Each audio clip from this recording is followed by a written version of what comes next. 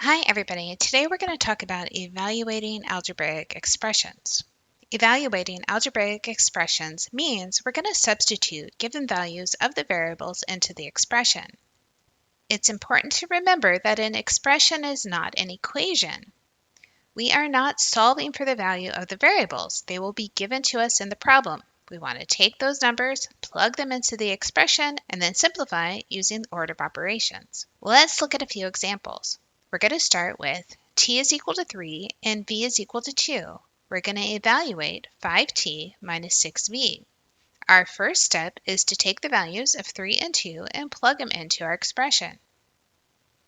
That gives us 5 times 3 minus 6 times 2. We can simplify that as 15 minus 12, which we know is equal to 3. Let's try another one. This time we have x is 4, y is 5, and our expression is 2x plus 3xy plus 7. This time you see the variable x twice in our expression. That means everywhere we see the x, we're going to put the 4, and the one time we see the y, we'll put in 5. Now we have 2 times 4 plus 3 times 4 times 5 plus 7. Again, we just want to simplify.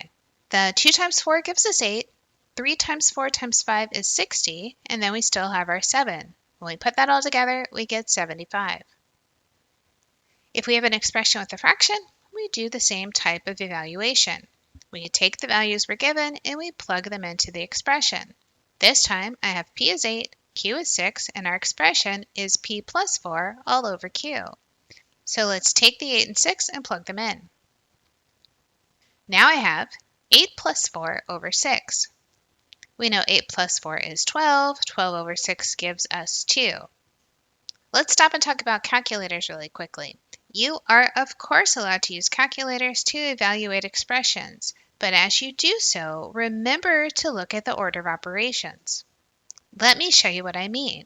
If I type in 8 plus 4 divided by 6, it gives me 8.6667. What happened here is it took 8, but then it added 4 over 6. It didn't know that we wanted to first add the 8 and 4 before dividing by 6.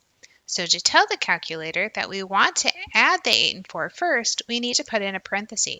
So let's try that again. Let's do parenthesis 8 plus 4, close the parenthesis, divide by 6.